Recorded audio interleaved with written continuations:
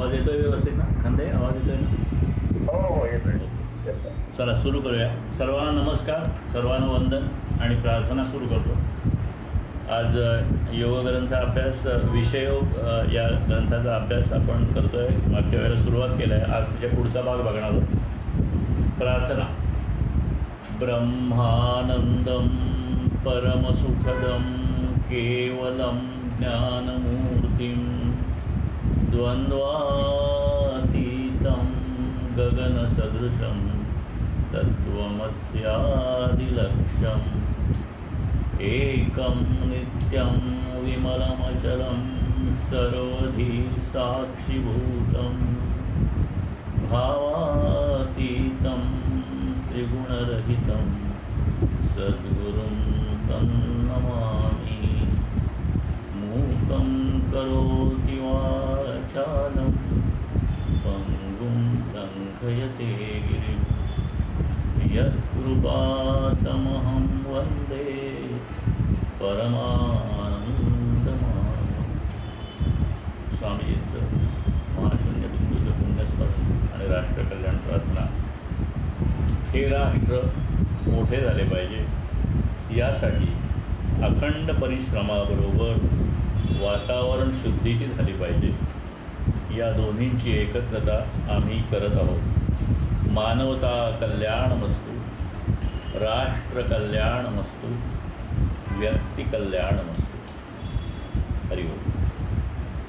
मागच्या वेळेला आपण ह्या विषयोग ग्रंथाचा जो पहिला प्राथमिक पाठ आहे त्याच्याबद्दल सुरुवात केली होती आणि त्यातला बराचसा भाग झाला होता। आज त्याच्या पुढचा भाग घ्यायचा आहे। फक्त थोडक्यात जो महत्त्वाचा भाग मागच्या ह्याच्यातला त्याच्या अगदी थोडक्यात आढावा घ्यायचा म्हटलं तर तो असा घेता येईल की आधी भौतिक उत्क्रांती विरुद्ध भौतिक क्रांती। म्हणजे आपण बघितलं की उत्क्रांती म्हणजे एकपेशीय प्राण्यापासून मानवी जीवनापर्यंत झालेली उत्क्रांतीचा आपण विचार केला तर अगदी एकपेशीय प्राण्यापासून अनेक प्राण्यांना जी अगदी सरपटणारे प्राणी आहेत त्यांनासुद्धा काम आणि क्रोध आहे। पण नंतर जसजशी प्राणीसृष्टी उत्क्रांत होत गेली तशी त्याच्या पुढचे लोभ, मोह, मद, अहंकार, मत्सर, माया ह्या सगळ्या गोष्टी माणसापर्यंत झाल्या। म्हणजे एकीकडे मेंदूमध्ये प्रगती झाली पण मनाच्या भावनामध्ये काही तेवढी प्रगती झाली नाही। हे स्वामीजींचं जे काही निरीक्षण आहे त्याच्यावर आपण काही भाग बघितला आणि आजच्या तिसऱ्या भागामध्ये तिसरा जो हे प्रकरण आहे ह्याच्यामध्ये हा आणखीन खूप डिटेलमध्ये बघून घ्यायचा आहे। हा सगळा भाग एवढ्यासाठी महत्त्वाचा आहे की आपल्याला सर्व मानव जातीचा आणि त्याच्याबरोबर आपल्या स्वतःचा सुद्धा एकंदर अंतर्बाह्य अभ्यास करायचा आहे। कारण इच्छापूर्ती हा विषय आहे। त्यातली काम ही इच्छासुद्धा किंवा म्हणजे काम नावाच्या कामना ज्या अनेक आहेत त्या कामनापूर्ती ही आवश्यक आहे। परंतु ते करत असताना आपल्याला ह्या सगळ्या गोष्टी करत असताना तो त्रास होणार नाही त्यासाठी ही उत्क्रांतीचा जो भाग आहे तो आपण बघतोय आणि स्वामीजींनी अत्यंत विस्तृत पद्धतीने हा भाग बघितलेला आहे। आणि तो मागच्या वेळेला आपण एक चार्ट पण बघितला होता, आज पण नंतर बघूया की माणूस एकीकडे प्रगत झाला आणि एकीकडे संकटात शिरला। म्हणजे संकटात का शिरला तर त्या विकार त्याचे वाढायला लागले आणि विकार वाढल्यामुळे एकंदर अनेक गोष्टीची गुंतागुंत निर्माण झाली। आणि म्हणून योगाची साधना जी आहे जी आपण साधना चतुर्साधना ह्याच्यामध्ये बघतो आहोत त्याच्यामध्ये हा उलटा प्रवास आहे। म्हणजे वरून खाली येत असताना जी काही तुमच्या मानवाची प्रगती झाली त्याच्यामध्ये ज्या अनावश्यक ज्या भावना किंवा डिस्ट्रक्टिव्ह इमोशन्स ज्या आल्या त्या कमी करण्यासाठी ध्यानामध्ये प्रयत्न आहे। हा तो भाग आपण मागच्या वेळेला बघितला होता। आणि दुसरी गोष्ट असं झाली की माणसाने अमिबापासून प्रगती केली तशी प्रगती सुखासाठी केली। त्यांनी अधिक चांगल्या पद्धतीने जीवन जगता यावं, सुख व्हावं, सोय व्हावी म्हणून केली। परंतु त्याच प्रमाणात सगळी दुःख पण वाढली। म्हणजे माणसाला जेवढी दुःख आहे तेवढी कुठल्याही प्राण्याला नाही। म्हणजे अहंकाराची दुःख, अपमानाची दुःख, नुकसानाची दुःख अशी कुठली इतर प्राण्यांना नाही। तर म्हणजे प्रगती झाली एकीकडे, दुःख गुणाकाराने वाढली, फक्त माणसाला एक ॲडव्हान्टेज आहे की कुठली चुकीची गोष्ट केली की लगेच शिक्षा मिळत नाही, कारण दुःख पुढे ढकलू शकतो माणूस. तर ती एक शरीराची एक वेगळ्या पद्धतीची देणगी माणसाला प्राप्त झालेली आहे. तोही आपण भाग बघितला. आणि म्हणून एकीकडे शरीरशास्त्राची अभ्यास आणि एकीकडे योग मार्गाचा अभ्यास, असा दोन्हीचा एकत्रित अभ्यास स्वामीजींनी याच्यात सुरू केलेला आहे. त्यातला काही भाग आपण मागच्या वेळेला बघितला आणि आज पुढचा भाग बघूया. प्रबंध 1 आज आपण सुरू करतोय. त्याचं नाव आहे कामजीवन संबंध. आणि मग स्वामीजी त्याच्यात म्हणतात की तुमचं कामजीवन, आणि कामजीवन इथे कामचा अर्थ आपण बघतोय, कामाचा अर्थ कामना, एकच फक्त विशिष्ट कामना नाही तर सर्व प्रकारच्या कामना. त्यातली सर्वात प्रिडॉमिनंटली म्हणजे काम, सेक्स रिलेटेड. तर तुमचं कामजीवन अधिक सुखी होण्यासाठी मी तुम्हाला काही युक्त्या सांगणार आहे.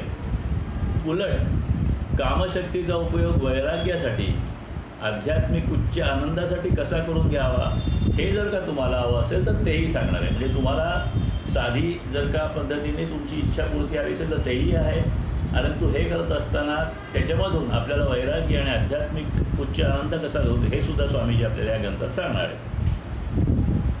आणि त्याच्यात त्यांनी सूत्र ठेवलेलं आहे की जे अटळ आहे ते शक्तिरूप करून घ्या. कामविकाराविरुद्ध काहूर करणारा माणूस निर्माण झालेला असतो.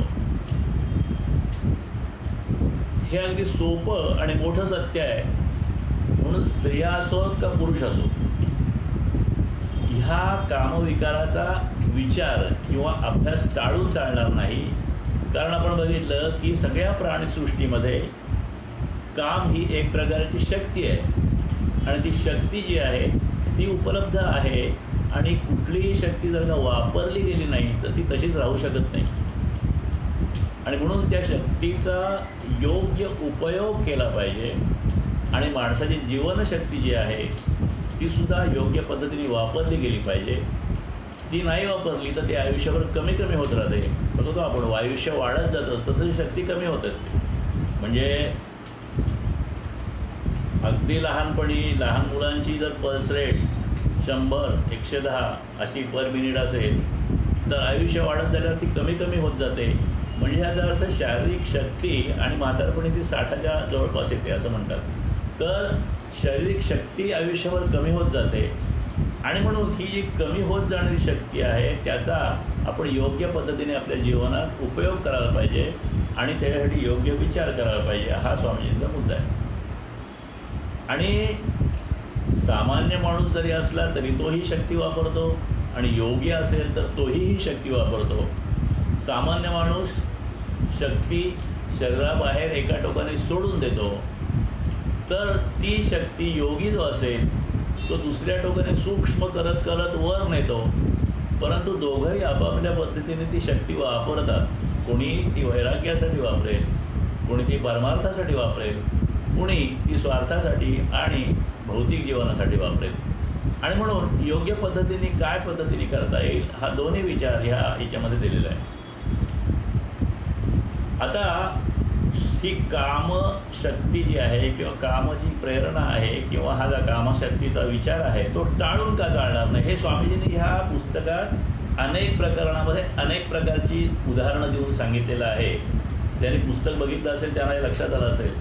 परंतु आपण त्याचा तात्विक भाग बघणार आहोत, कारण ते सगळं डिस्क्रिप्शन एका विशिष्ट कन्क्लुजनसाठी स्वामीजींनी काढलेलं आहे. कन्क्लुजन पण आपण बघणार आहोत. आता ह्या पहिल्या ह्याच्यामध्ये स्वामीजी म्हणतात अध्यायामध्ये पहिल्या प्रकरणामध्ये की भगवान कृष्ण भगवद्गीतेतील 10व्या अध्यायात 34व्या श्लोकात अगदी ठसठशीतपणे सांगतात की जन्माला येणाऱ्या सर्वांचं उत्पत्ती स्थान मी आहे. म्हणजे जन्माला येणाऱ्या सगळ्या लोकांचं सूक्ष्म कारणस्थान म्हणजे जर कृष्ण आहे तर त्या कारणाचा विचार नाकारून कसा चालेल असं स्वामी म्हणतात. आणि त्याच अध्यायात 28व्या श्लोकात म्हणजे 10व्या अध्यायाच्या 28व्या श्लोकात श्रीकृष्ण अधिक सूक्ष्मात जाऊन सांगतात की प्रजेचं उत्पादन करणारा काम हा सुद्धा मी आहे. आता हे बघा, ही कन्सेप्ट असं आहे की श्रीकृष्ण म्हणजे परमात्मा आणि परमात्मा हा जगातल्या चराचरामध्ये भरून आहे आणि त्याच्या पलीकडे सुद्धा आहे. अवघे विश्वची व्यापून तो जगदात्मा दशांगमुळे उरला असं त्याचं वर्णन करतात. म्हणजे हे सगळी जी काही ब्रह्मांडाचा व्याप आहे त्या प्रत्येक ठिकाणी परमात्मा आहे, परमात्म्याशिवाय अस्तित्वच नाही. तसं म्हणून ते म्हणतात की कामामध्ये सुद्धा मी आहे. आणि कामविकार स्त्री आणि पुरुषा दोन्हीमध्ये असल्यामुळे ही कृष्णशक्ती दोघांमध्ये जाऊन बसते. म्हणजे दोघी ठिकाणी कृष्णाचा विचार आहे. आणि म्हणून असा हा सर्वव्यापी असलेला विकाराचा विचार आपल्याला कृष्ण रूप तिथे असल्यामुळे तो टाळून चालणार नाही असं स्वामीजी म्हणतात. आणि या ह्याच्यातल्या ओव्या ज्या आहेत गीताईमधल्या या त्या अशा आहेत. 10व्या अध्यायातल्या 3 ओव्या मी वाचतोय. संस्कृतमध्ये आहेत परंतु आपण मराठीमध्ये वाचल्यात आपल्याला अधिक समजतील म्हणून मी गीताईचा ओव्या घेतलेल्या आहेत. राहतो आत्मरूपाने सर्वांच्या हृदयात मी, भूतमात्रास मी मूळ मध्य मीची शेवट. आता इथे भूतमात्रास मी मूळ म्हणजे जन्माला मी कारण आहे असं इथे आहे 10व्या अध्यायाच्या 20व्या श्लोकी. नंतर 28व्या श्लोकात ते काय श्लोकात काय म्हणतायत, मी कामधेनु गायित अयोधी वज्रमी असे, उत्पत्ती हेतू मी काम मी सर्वोत्तम असू. इथे मी काम असं स्पष्ट म्हटलेलं आहे. आणि मग 34व्या ओळीत ते म्हणतात, सर्वनाशक मी मृत्यू, होणार जन्म मी असे, वाणी स्त्री कीर्ती नारीचं क्षमा मेधा श्रुती. म्हणजे या सगळ्या ज्या काही आपल्या मानवी स्वभावाच्या ज्या काही रचना आहेत, शरीराच्या ज्या रचना आहेत, त्यातल्या ज्या काही प्रेरणा आहेत, ज्या काही वासना आहेत, त्या सगळ्या ठिकाणी परमेश्वराशिवाय त्या कोण नाही आहेत. म्हणून हा सगळा विचार जो आहे तो त्या पद्धतीने करायला पाहिजे. आणि मग स्वामीजी म्हणतात की अनेक आहार आपल्याला लागतात. म्हणजे भोजनाचा आहार तर लागतोच, परंतु वाणीला चांगलं बोलण्याचा आहार लागतो, कानाला चांगलं ऐकण्याचा आहार लागतो, डोळ्याला चांगलं बघण्याचा आहार लागतो, सगळे आहार लागतात. आणि मग जर का खाणं आवश्यकच आहे आपल्याला तर ते निवडून खा, चांगलं खा असं स्वामीजी म्हणतात. म्हणजे खाण्यासाठी आपण जे जे आवश्यक असेल, म्हणजे अगदी भाजी बाजारात आणायला गेलो तरीसुद्धा आपण चांगली स्वच्छ ताजी अगदी कोवळी अशीच भाजी निवडतो, चांगल्या पद्धतीने असेल तशी. तर खाणं जे आवश्यक आहे ते स्वच्छ करून घेतलं पाहिजे, नीट निवडलं पाहिजे, त्यातल्या त्यात शक्य असेल तेवढे उच्च दर्जाचं घेतलं पाहिजे. बरं ते निवडल्यानंतर त्यावर चांगले संस्कार करून घेतले पाहिजेत. म्हणजे योग्य पद्धतीने ते शिजवलं पाहिजे. बरं शिजवलेलं अन्नसुद्धा खाताना योग्य प्रमाणात खाल्लं पाहिजे. आणि नाही केलं तर ते सगळं चांगलं अन्नसुद्धा चुकीच्या पद्धतीने आणि चुकीच्या प्रकारे आणि जास्त खाल्लं तर ते अन्नच विषारूप होऊन होतं. म्हणून कमी खाऊन चालणार नाही, जास्त खाऊन चालणार नाही. आता हा जो आहे विचार तो सगळ्या प्रकारच्या आपल्या आहाराबद्दलचा विचार केला पाहिजे. आणि हा विचार सगळ्या प्रकारच्या आपल्या, मी मगाशी जे म्हटलं, आपल्याला सगळ्या प्रकारची जी इंद्रिय आहेत, ज्ञानेंद्रिय आहेत, त्या प्रत्येक ज्ञानेंद्रियाचा आहार आहे. त्या ठिकाणी हा जो भाग आहे की चांगलं निवडून घ्या, योग्य ते करा, योग्य पद्धतीने करा, अधिक करू नका, कमी करू नका, हा विचार आहे. आणि जी गोष्ट खाण्याची आहे तीच आपल्या सगळ्या विकारांची आहे. आणि मग हे जे विकार जे काम, क्रोध, लोभ, मद, मत्सर, माया या सगळ्यांचं आहे. म्हणजे हे सगळे विकार योग्य पद्धतीने वापरले तर आपल्याला पुढे नेणारे आहेत. योग्य पद्धतीने नाही वापरले, चुकीच्या पद्धतीने वापरले, चुकीच्या संस्काराने वापरले तर आपल्याला त्याचा तोटा होईल. आणि म्हणून जर खाणं आवश्यक आहे तर ते निवडून खा असं स्वामीजी म्हणतात. आणि तोच विचार स्वामीजींनी या पुस्तकात आपल्याला या वेगळ्या वेगळ्या कामनांच्या बाबतीत मांडलेला आहे. आणि म्हणून देहात असताना योग्य गोष्ट एकच असते की हे जे विकार आहेत ते वाईट आहेत ही गोष्ट मानायची. नक्की ह्या विकारामध्ये काही वाईट भाग आहे किंवा काही चांगला भाग आहे. आणि म्हणून त्यातला वाईटपणा कमी करण्याचा प्रयत्न करायचा आणि त्यातल्या त्या विकारांचा उपयोग कसा करून घ्यायचा हे पाहायचं. आणि एवढं सगळं करून ह्याच्या उपर त्या विकारांचा आपल्याला त्रास होईल आणि इतरांना जो त्रास होईल तो अपरिहार्य आहे समजायचं, याच्यापेक्षा वेगळं आपण काही करू शकत नाही. कारण प्रत्येक वेळेला आपला जो प्रयत्न आहे त्या प्रयत्नात कधी यश येईल, कधी अपयश येईल, आणि म्हणून प्रयत्न करत राहायचं. आणि म्हणून हे विकार आहेत, ते षड्विकार आहेत, त्या विकारांना शिव्या देत बसण्यापेक्षा या विकारांचा सदुपयोग कसा करून घ्यायचा हे पाहावं. आणि मग स्वामीजी म्हणतात, स्वामीजींनी गुणदोष शक्ती एक पुस्तकच दिलेलं आहे मुलांसाठी किंवा मोठ्या तरुणांसाठी, जे आता प्रसिद्ध झालं आहे मागे. तर त्याच्यात ते म्हणतात की तुमच्यात दुर्गुण जरी असतील, त्या दुर्गुणाचं जर उदात्तीकरण केलं तर ते गुण ठरू शकतात. म्हणजे एखादा माणूस समजा रागीट आहे, पण त्याने तो राग अन्यायाविरुद्ध वापरला तर तो रागसुद्धा चांगला होऊ शकतो. म्हणजे आपण मागच्या वेळेला एकदा एका पाठामध्ये ते त्रिगुण बघितले होते, सत्व, रज आणि तम. आता युद्ध करणं, मारामाऱ्या करणं हे तमगुण आहे. पण श्रीकृष्णाने भगवद्गीतेमध्ये अर्जुनाला युद्ध करायला सांगितलं आहे. आणि ते जे युद्ध होते, जे कर्तव्य आहे क्षत्रियांचं, ते तमोगुणी युद्ध नव्हे. तमोगुणात सुद्धा योग्य पद्धतीने गोष्टी होऊ शकतात, त्याच्यात सुद्धा एक शुद्ध भाग असू शकतो. आणि म्हणून विकारांचा सदुपयोग कसा करून घ्यायचा हे पाहायचं. आणि दुर्गुणाचं सुद्धा उदात्तीकरण आपण केलं तर ते गुण ठरू शकतात. आणि ह्या सगळ्या गोष्टी बोलायला सोप्या आहेत, आपल्याला प्रत्येकाला साधतीलच असं नाही. पण हे जर का आपण लक्षात ठेवलं आणि जितक्या मर्यादेपर्यंत साधेल तितक्या मर्यादेपर्यंत साधण्याचा प्रयत्न केला तरीसुद्धा आपलं आयुष्य अधिक सुखी होईल. आणि म्हणून हा जो कामविकारात जो काही वाईटपणा आहे तो सुद्धा असंच काढून टाकण्यासारखा आहे. आता इतर विकारांपेक्षा कामविकारामध्ये मन जास्त विचलित होतं हे खरं आहे. आता कामविकार हा बेसिक आहे, आपण बघितलं अगदी जीवसृष्टी उदयात आल्यापासून ते मनुष्य जन्मापर्यंत हा कामविकार आहे. तो अत्यंत बेसिक आहे आणि तो खूप स्ट्रॉंग आहे. म्हणून त्यामुळे मन किंवा चित्त जास्त विचलित होतं हे खरं आहे. पण असं असलं म्हणून ह्या सगळ्याचं योग सामर्थ्याचं जर आपल्याला विश्लेषण करायचं असेल तर हे सगळं जरी असलं तरी हा विकार जो आहे तो टाळून चालणार नाही, त्याला भिवून चालणार नाही, आणि एवढंच नाही तर त्याच्या आहारी जाऊन पण चालणार नाही. म्हणून त्याच्या आहारी न जाता त्याला योग्य पद्धतीने आहार बनवणं हे प्राप्त आहे. आणि ते कसं करायचं हा या पुस्तकाचा विषय आहे. आणि हा कसा काय म्हणतात अटळ आहे, कसा हा सर्वत्र आहे, अगदी पार देवतांपासून ते साधू संतांपासून सज्जनांपासून वेगळ्या वेगळ्या स्तरात हा कसा राहिलेला आहे ह्याच्याबद्दलची अनेक उदाहरणं या पुस्तकात दिलेली आहेत.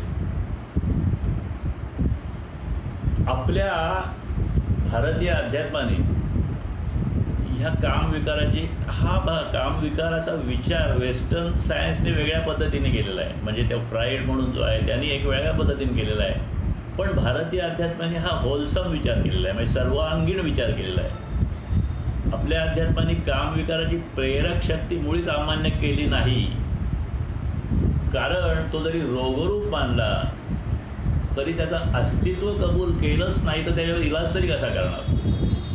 म्हणून आपल्या भारतीय अध्यात्माने एका बाजूला कामविकाराचं अस्तित्व आणि प्रेरणा कबूल केली, पण दुसऱ्या बाजूने त्याच काम या शब्दाचा अर्थ विचार केला. तो आपण बघितला मागच्या वेळेला. काम याचा अर्थ कर्म, कार्यहेतू असाही अध्यात्माला अभिप्रेत आहे. आता गीतेचा हेतू काय आहे? निष्काम कर्म. आणि गीतेचा हेतू निष्काम कर्म आहे असं जेव्हा लोकमान्य टिळक त्यांच्या गीता रहस्यामध्ये सांगतात तेव्हा त्यातला निष्काम कर्म म्हणजे कार्याचा अर्थ हा हेतुदर्शक असतो. म्हणजे तिथे काम जे आहे, निष्काम मधला काम जो आहे तो कर्म सांगणारा आहे. म्हणजे अशा पद्धतीने सुद्धा त्या कामाचा आपल्याकडे अर्थ लावलेला आहे. दुसरा शब्द आहे कामधेनू. कामधेनू आपण ऐकलेलं आहे, इच्छा पूर्ण करणारी गाय. आता इथे काम या शब्दाचा अर्थ इच्छा असं दाखवलेला आहे. आणि काम या शब्दाचा अर्थ व्युत्पत्ती कोशात देताना दोन पद्धतीने दिलेला आहे. ते काम म्हणजे काम नपुसकलिंगी असं म्हटलं तर ते काम म्हणजे कार्य आहे, कर्म आहे, क्रिया आहे, चळवळ असा अर्थ दिलेला आहे. आणि तेच काम जर का पुल्लिंगी तो काम म्हटलं तर मग विषयेच्छा, संभोगेच्छा, मदन असा त्याचा अर्थ दिलेला आहे. आणि आपल्याला अभ्यास करताना आणि ह्या कामविकाराचं सामर्थ्य आणि त्याच्या मर्यादा पाहताना हे सगळे अर्थ लक्षात घेऊन पुढे गेलं पाहिजे असं स्वामीजी म्हणतात. आता प्रबंध 1 मधला सारांश आपण बघितला. प्रबंध 2 मध्ये त्याचं नाव आहे कामदेव आणि योग. आणि ह्या सगळ्या प्रबंधामध्ये स्वामीजींनी हा जो ही कामभावना जी आहे ती सगळ्याकडे सर्वव्यापी कशी आहे त्याची अनेक उदाहरणं दिलेली आहेत आणि उच्च अशा देवता प्रतीकांची सुद्धा उदाहरणं दिलेली आहेत. म्हणजे साधारणतः पान 41 पासून 51 पर्यंत पुस्तकाच्या ही उदाहरणं आहेत. कुठली कुठली आहेत थोडक्यात मी त्याचं डिस्क्रिप्शन नाही घेत, परंतु त्याचं म्हणजे काय लिस्ट काय त्यांनी दिलेली. मराठी ब्लिजमध्ये काहीतरी 8 मे 76चा लेख आहे, त्याचं एक उदाहरण दिलेलं आहे. त्याच्यामध्ये शिवाबद्दल शिवलिंगाबद्दल बोललेलं आहे.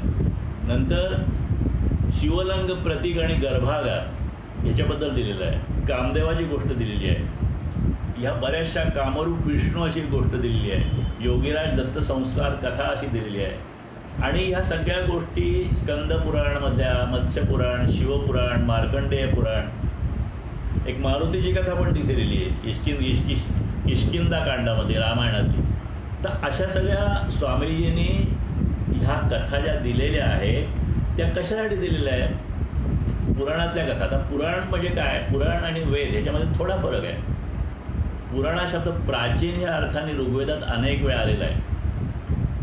प्रारंभीच्या काळात प्राचीन कथा आणि आख्यायिका या परंपरागत वाङ्मयाला पुराण हे विशेषण लावलं जात असे.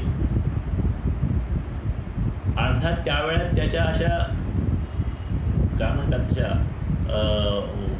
अक्षरबंध संहिता मात्र बनल्या नव्हत्या असं दिसतं. प्रारंभीच्या विस्कळीत पुराण साहित्यातून नंतर व्यासाने पुराण संहिता निर्माण केली असं म्हटलं जातं. म्हणजे 18 पुराणं व्यासाने दिली असं म्हटलं जातं.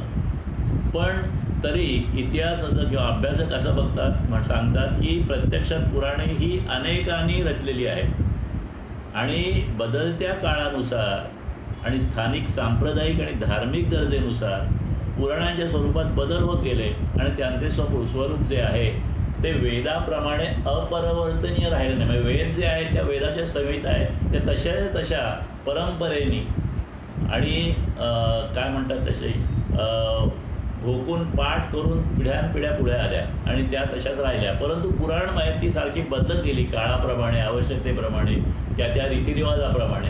अशा पद्धतीची ती पुराणं आहेत. आता पुराण हा सुद्धा एक अत्यंत महत्त्वाचा धार्मिक संदर्भ आहे हे मान्य केलं जातं आणि तो मान्य करणं आवश्यक पण आहे.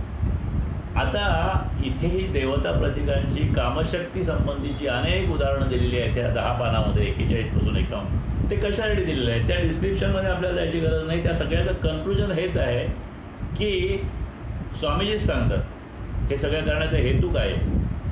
तर ते म्हणतात की मी हे दिलं आहे ते आपल्या देवतांचं अवहेलना करण्यासाठी नाही, तर तो काय हेतू आहे ह्याच्यावर चिंतन करा. इथे या संस्कृतीची अवहेलना करण्याचा प्रश्न किंवा प्रयत्न नाही, अगदी थोडासुद्धा नाही. स्वामींचे शब्द आहेत. मग आपण ह्या सगळ्या उदाहरणांचा अर्थ काय समजला पाहिजे, तर तो एकच समजला पाहिजे की अशा प्रकारे आमची देवप्रतीकं दिसावीत ही आमच्या प्राचीन विचारवंतांची इच्छा होती म्हणून त्याची तशी मांडणी केलेली आहे. का तिची इच्छा होती, कारण ती तशीच दिसणं हे जनहिताचं होतं.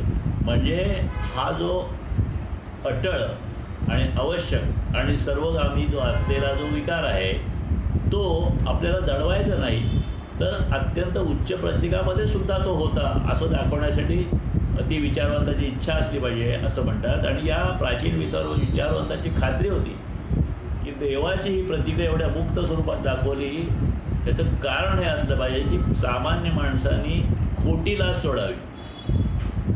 जेवढं झाकलं जातं त्याच्याबद्दल उत्सुकता जास्त वाटते, म्हणून सत्य हे मुक्त असलं पाहिजे.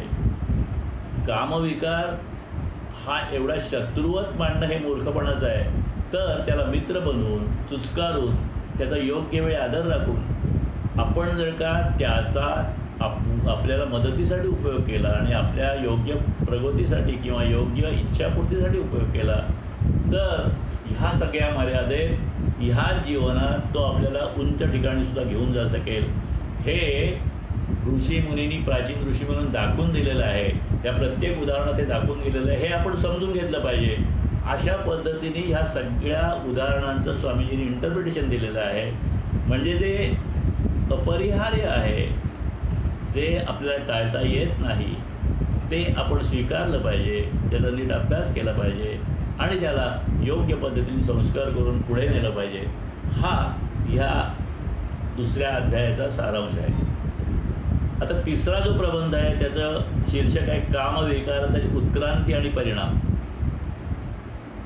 आणि त्यात पहिलाच प्रश्न स्वामीजींनी याच्यात विचारला आहे आणि तो त्या प्रश्नाचं उत्तर दिलं आहे की आपण ह्या दोन नंबरच्या प्रबंधामध्ये जी देवांची अत्युच्च प्रचिकं आहेत त्याचं वर्णन वाचलं.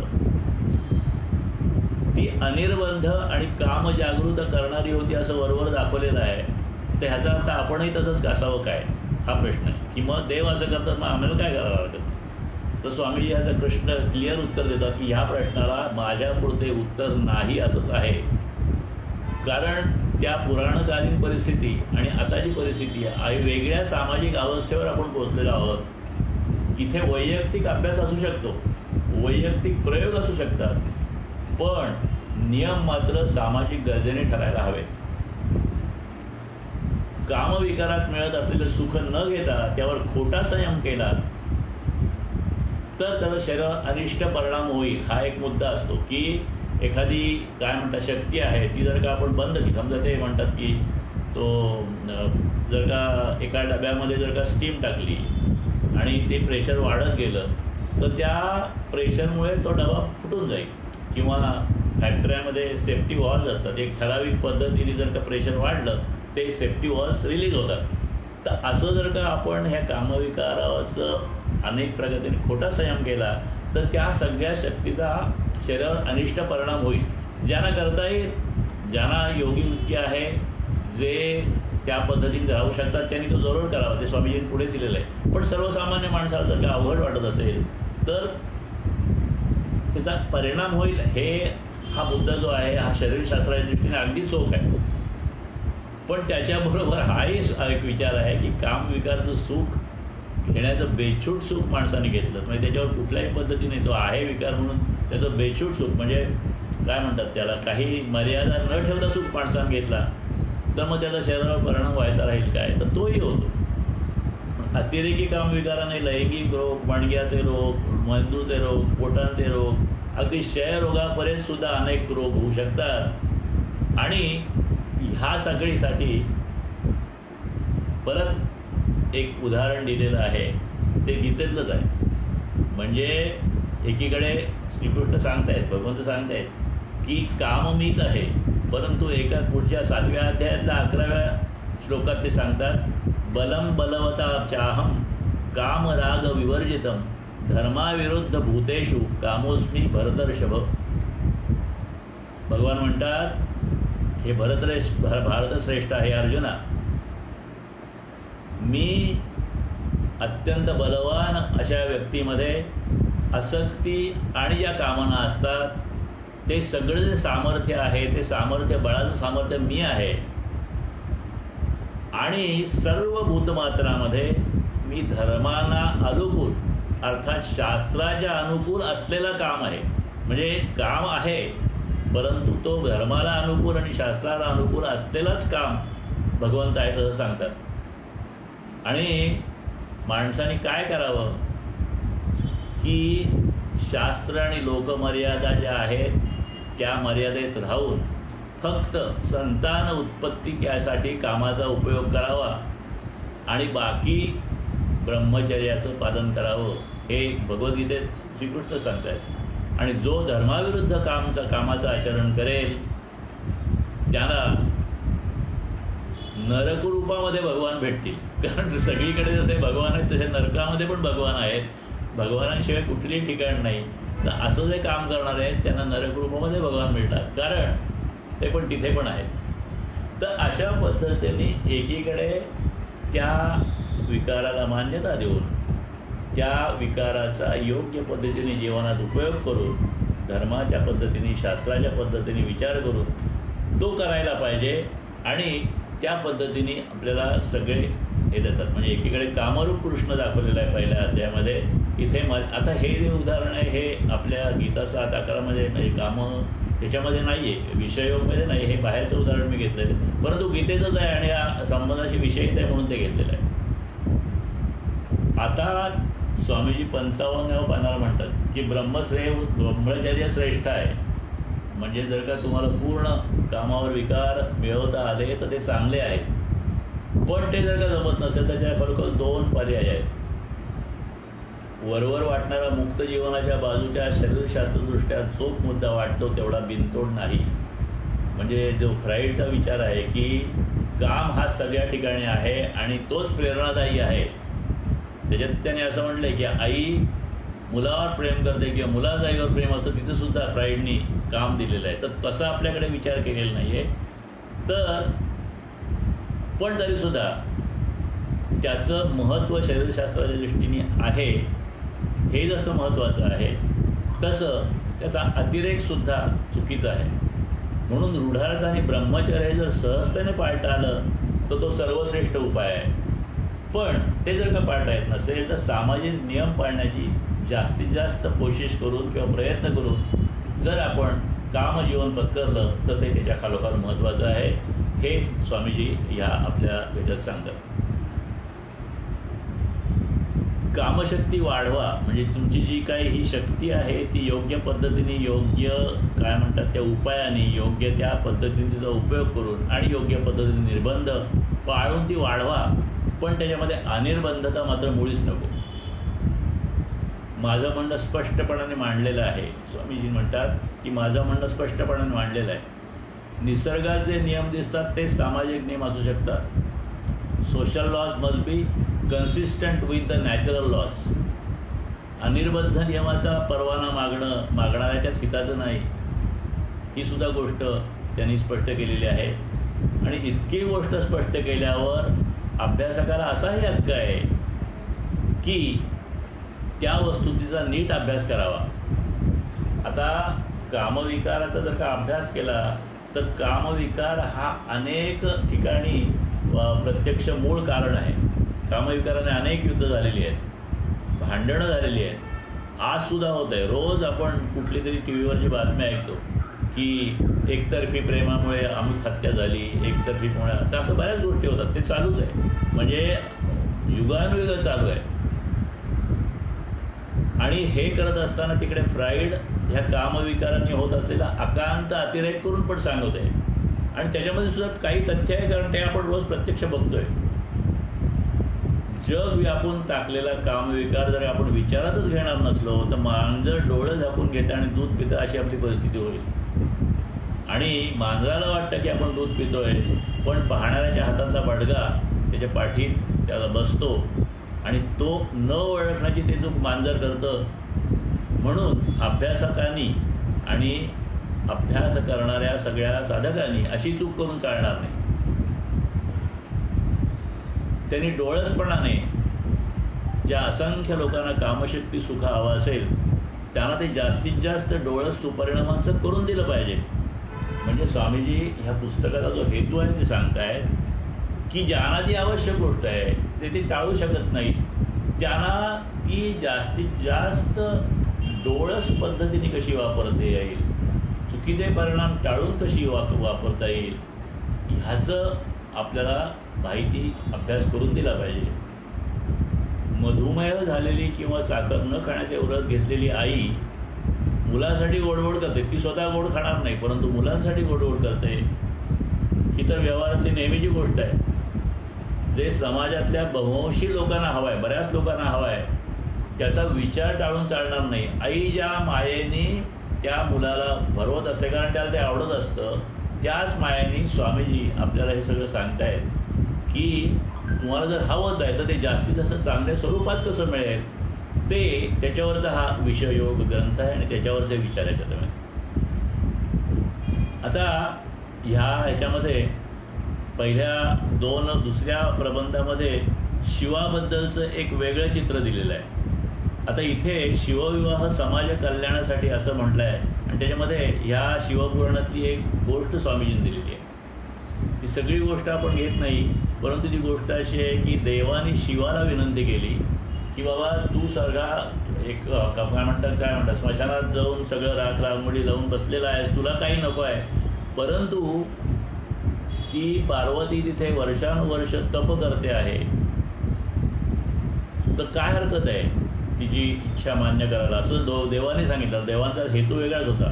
तर शंकर असंच म्हणाले, मनुष्याला सुद्धा खरं म्हटलं तर विवाहाचं बंधन नको असतं, कारण हे बंधन महाकठीण असतं. जगात तसे अनेक वाईट संघ आहेत, पण बऱ्याच लोकांना स्त्रीचा प्रसंग महाहानिकारक वाटतो असं त्या ठिकाणी म्हटलेलं आहे. आणि या महाबंधनात अडकलेल्या पुरुषाची जर का विषय वासना असेल तर ती सतत वाढते राहते, आणि त्या विषयाच्या वासनेमुळे स्वप्नात सुद्धा मोक्षाची आशा ठेवणं दुर्लभ होते.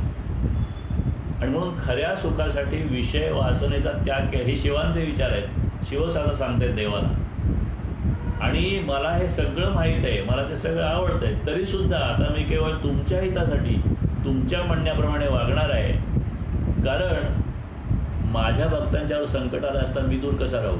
कारण तारकासूर नावाचा एक दैत्य होता, त्या दैत्याने सगळा प्रलय मांडला होता, त्याने अनेक पद्धतीने सगळ्या लोकांना त्रास दिला होता, आणि त्याला मारणारा जो पुत्र आहे तो फक्त शंकराच्या आणि पार्वतीच्या माध्यमातून निर्माण झाला असता, म्हणून देव शंकरांना विवाह करण्यासाठी सांगत होते. आणि म्हणून शंकर म्हणतात, तारकासुराने मांडलेला प्रलय मला माहिती आहे, मला जरी विषय वासनेत लिप्त होऊन विहार करण्याची थोडीसुद्धा अभिरुची नाही, तरीसुद्धा पुत्रोत्पादनासाठी मी गिरिजेबरोबर अवश्य विवाह करीन, आपण काळजी करू नका. आता अशा या जीवाचं लिंग प्रतीक असलंच ते प्रयोगसिद्ध जीवनाचं एक आदर्श प्रतीक एवढ्याच अर्थाने असलं पाहिजे. आणि ते मागच्या ह्याच्यात प्रबंधात सांगितलं तसा तो कामोत्तेजक प्रतीक असण्याचा दुसरा हेतू जरच असला तर तो समाजाला कामविकारी अटल आवश्यकता वाटेल यासाठी तिचा अभ्यास उघड पद्धतीवर सरळ व्हावा एवढंच आहे.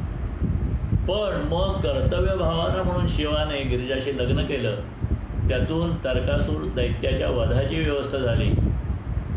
म्हणजे देवप्रतीक सुद्धा ज्याचं प्रदर्शन इतक्या मोकळ्यापणाने करतो, त्या मग कामविकाराचा सामान्य माणसाने अभ्यास नीट करायला हवा, पद्धतशीर करायला हवा, आणि त्यातलं उत्कृष्टत्व घ्यायला हवं. ह्याच बुद्धीने कामशक्तीला मिळवता येईल तेवढं चांगलं शुद्ध स्वरूप मिळवण्याचा विचार केला पाहिजे, आणि त्यातून उच्च दर्जाचे सुख निश्चित प्रगट होण्याचा संभव आहे.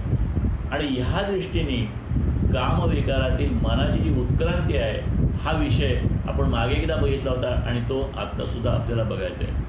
आजसुद्धा आपण 15 मिनटं राहिले असताना खाते मला सांगा, आपण परत ते ध्यान करायचं आहे ओंकाराचं, आणि ते रोज प्रत्येक पाठाला आपण शेवटी 10 मिनटं ध्यान करू लागतो. तर ही अधिभौतिक उत्क्रांती विरुद्ध भौतिक उत्क्रांती जी आहे तो त्यातला जो भाग आहे तो थोडा मी शेअर करतो तुम्हाला. एक चित्र, एक मिनिट.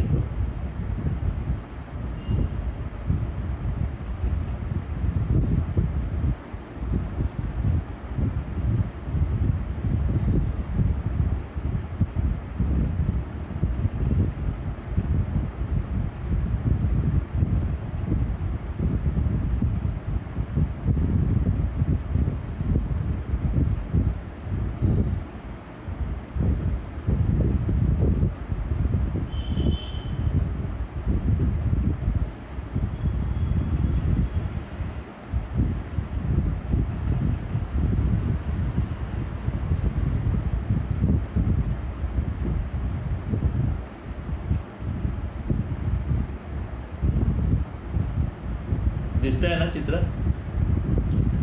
हॅलो, हां, ओके. आवाज पण येतोय? हॅलो, हां, ओके. तर हा जो भाग आहे आपण मागच्या वेळेला बघितला होता, हा खूप बेसिक भाग आहे. म्हणजे ही सहज झालेली घटना आहे. कामक्रोध इन्स्टिंक्ट्स फॉर ऑल स्पेसीस, एकपेशीय प्राण्यापासून आहे ते आपण मगाशी पण आपण त्याची चर्चा केली. तर ह्या योग प्रक्रियेमध्ये आपण मूलाधार चक्रापासून वर वर जाऊन शेवटी आज्ञाचक्रापर्यंत जाऊन साधना न्यायची असते. हा जो भाग आहे हा भाग कशा पद्धतीने आहे हे मूळ समजून घेणं खूप आवश्यक आहे आणि ते आपण थोडंसं समजून घेण्याचा प्रयत्न करू.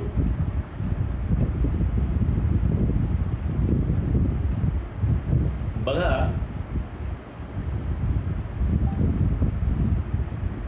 हे बिग बँग जी थिअरी आहे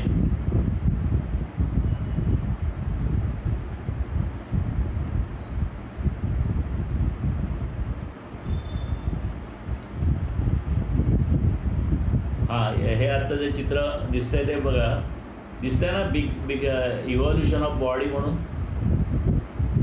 हॅलो, हां.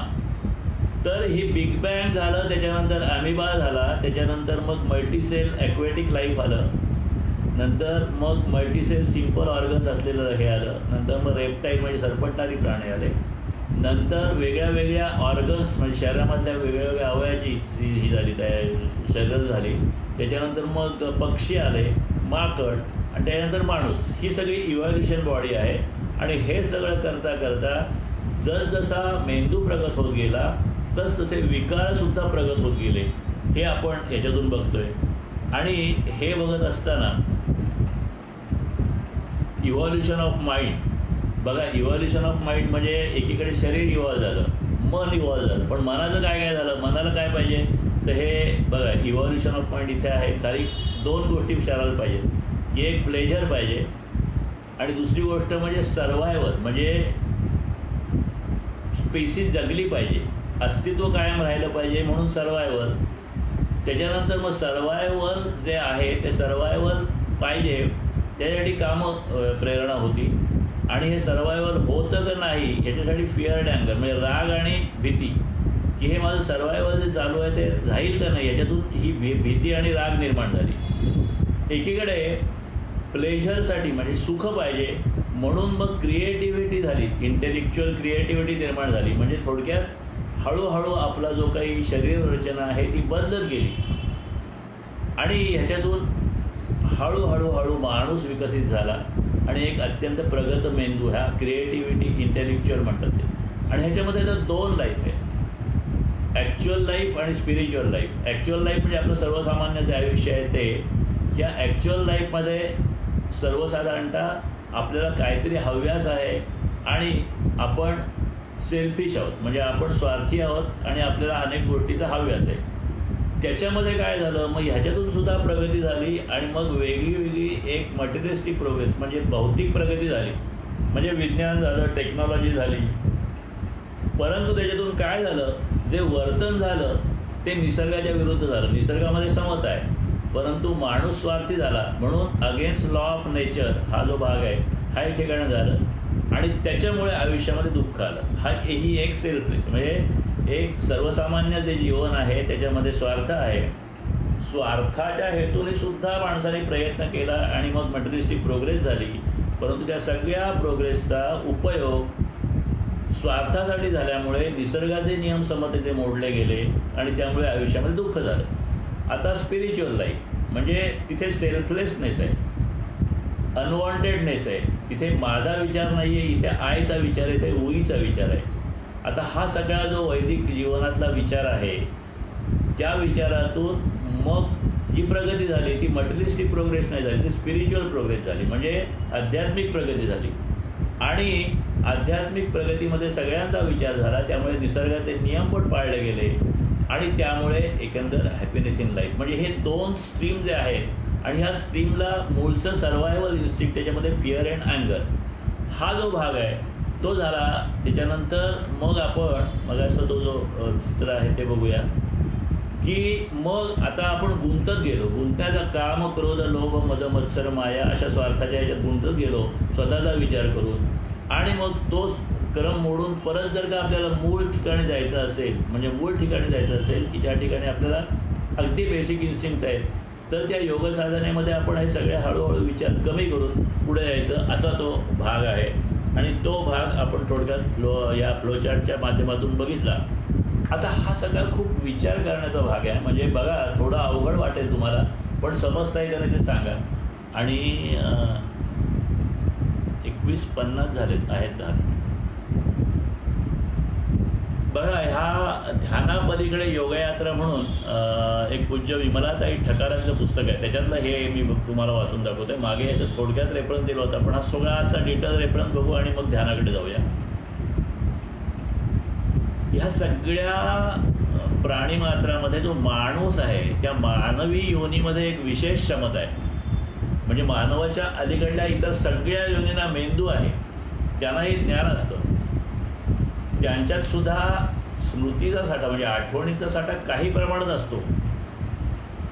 पण एक माणसाच्याच योनीची अशी एक उन्नत दशा आहे की तिच्यामध्ये आपण एक विशिष्ट क्षमता बाळगून असतो, ते इतर कुठल्याही प्राण्यांना नाही आहे. ती कुठली आहे की आपण त्यामुळे एखाद्या विषयाचं किंवा गोष्टीचं ज्ञान तर करून घेतोच, पण ते ज्ञान करत असताना आपण हे जाणत आहोत ह्याची पण आपल्याला जाणीव होत असते. म्हणजे एकीकडे आपण समजून घेत असतो आणि ते समजून घेत आहोत ह्याची पण आपल्याला जाणीव होत असते. ही प्राण्यांना नसते.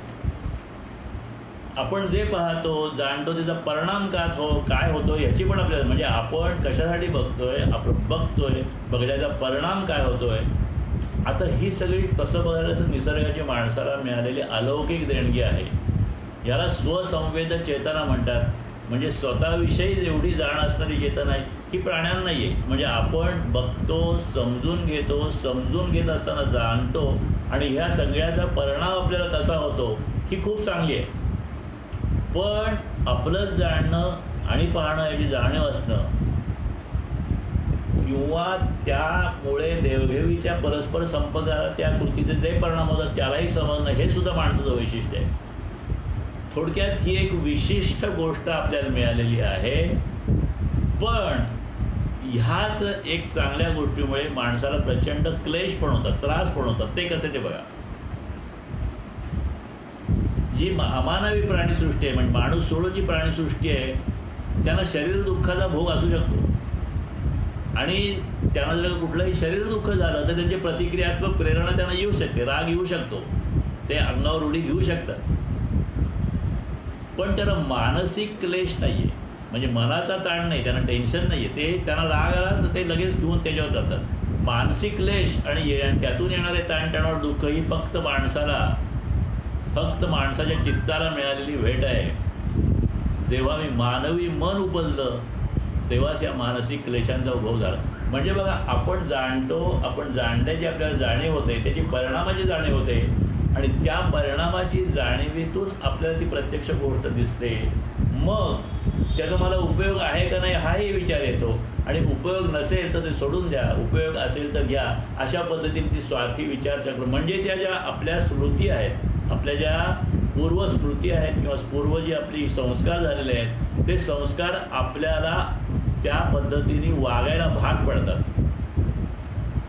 एक जीवयोनी म्हणून मानव जातीचा विचार केला तर असं म्हणावं लागेल की आपण मानव एका उत्क्रांती पर्वातून जात आहोत की जी आपली स्वतःला जाणण्याची म्हणजे स्वसंवेदनेची क्षमता आहे आणि जी आपल्याला वैश्विक मन देखील होऊन जाण्याची क्षमता मिळाली. म्हणजे आपण स्वतःला जाणू शकतो इतकंच नाही तर आपल्या पलीकडे जे सगळं विश्व आहे त्या विश्वाचं मन जे संत जाणतात ती पण क्षमता माणसाला मिळाली. संत ही माणसंच असतात.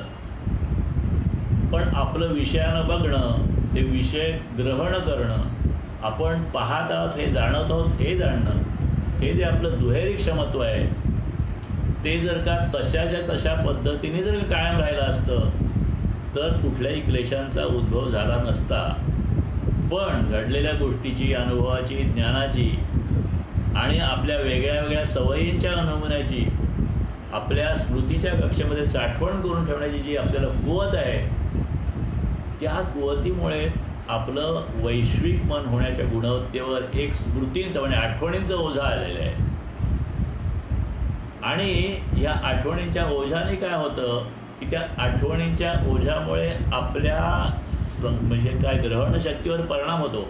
आपल्याला जशी गोष्ट आहे तशी न दिसता आपल्याला ती चांगली वाईट, अधिक चांगली अधिक वाईट, आत्ता टाळण्यासारखी, आत्ता घेण्यासारखी, आत्ता भेटण्यासारखी माणसं गोष्टी अशा आपल्याला अशा दिसतात आणि त्यामुळे जी वस्तू आहे तशी दिसत नाही.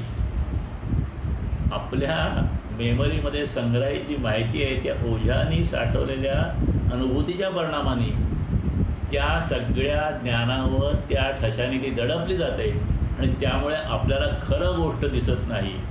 आणि योगाचं शास्त्र आपल्याला नेमकं याच गोष्टीकडे लक्ष घेतलं की आपण ही जी आपली जी क्षमता आहे, ही जी क्षमता देवाने आपल्याला दिलेली आहे, निसर्गाने आपल्याला दिलेली आहे, परंतु ज्या पद्धतीने आपण ते सगळ्या साठवून ठेवण्याची सोय केलेली आहे, त्या स्मृती ज्या आहेत त्या आपल्याला शुद्ध करून, म्हणून वेदाचं काय म्हटलं आहे त्याने, योगाचं काय म्हटलं आहे, योग चित्त वृत्ती निरोधा. म्हणजे चित्ताची जी वृत्ती आहे ती वृत्ती जी स्मृतीमधून आलेली असते, त्या स्मृतीच्या वृत्तीला हळूहळू निरोध करून आपली वृत्ती शुद्ध करणं, ह्यालाच योग म्हणतात.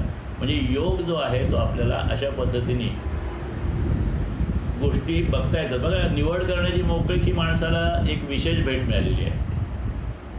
पण आपल्या ज्या पूर्व स्मृती आहेत त्याच्यामध्ये आवड निवड, हे आवडतं हे नावडतं, हे प्रिय हे अप्रिय, हे आत्ता हवं हे नंतर हवं, ह्या सगळ्या गोष्टी आपल्याला दिसायला लागतात. आणि मग त्याप्रमाणे आपलं आकलन, ज्याला परसेप्शन म्हणतात, ते घडतं.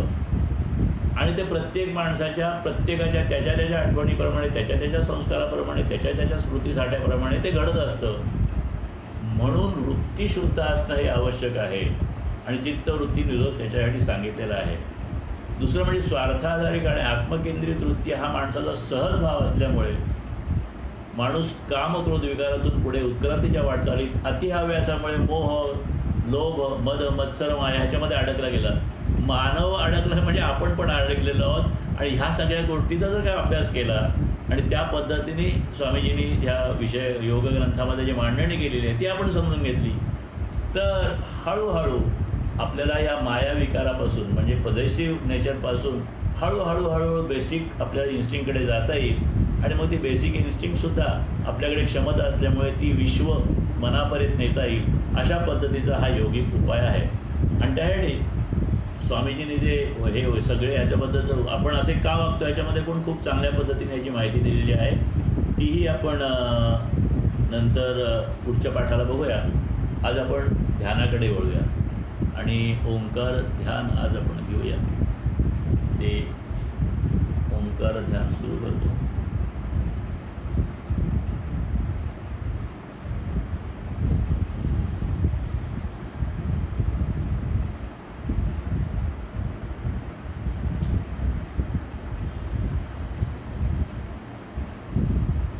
ओंकार ध्यान करत असताना शक्यतो पाठीचा कणा ताठ ठेवा.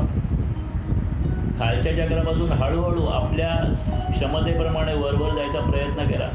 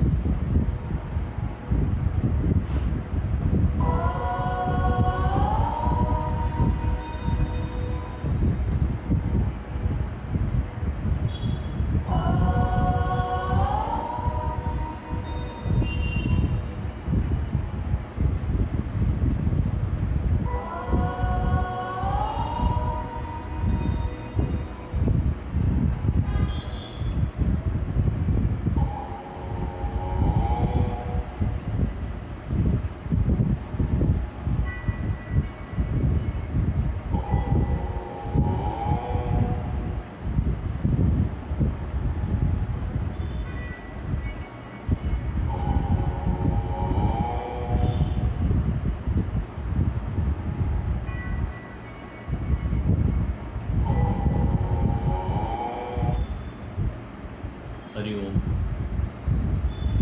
हरिओम. तर बेसिकली आपण एकीकडे आपल्या शरीराची आणि मनाची रचना ह्या सगळ्या योगग्रंथामध्ये समजून घेत असतो आणि अभ्यास पातळीवर शरीराचा विचार आणि ध्यान पातळीवर योगाचा विचार अशा पद्धतीने हे एकत्र अभ्यासाचा भाग ठेवलेला आहे आपण. तर ह्याच्या पुढचा भाग जो आहे ह्याचा ग्रंथाचा तो पुढच्या पाठात घेऊया. आणि शेवटची जी प्रार्थना आहे त्या प्रार्थनेकडे जातो मी आता.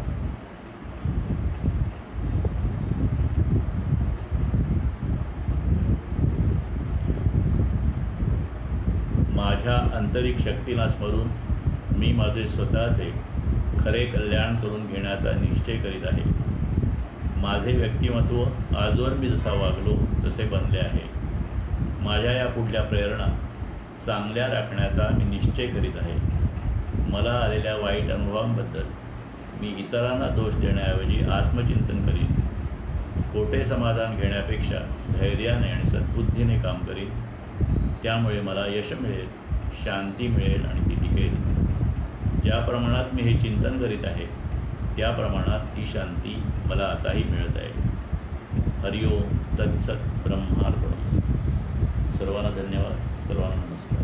हरिओम हरिओम हरिओम. बोलायचंय कोणाला?